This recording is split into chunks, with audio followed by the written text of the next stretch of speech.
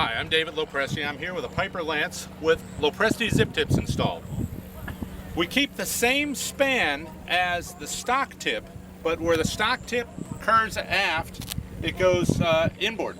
So you give up about 8 inches of trailing edge span per side. We maintain that max span all the way to the trailing edge. Gives it this nice undercut look, much handsomer wingtip than the stock tip. Good fiberglass construction where the plies interlock and the outboard edge, so it's double thick right where people tend to lean on your airplane. You take your nav and strobe light and move them inside the big clear lens, and we add a halogen headlight. You can also upgrade that light to the new Boom Beam X2 technology light.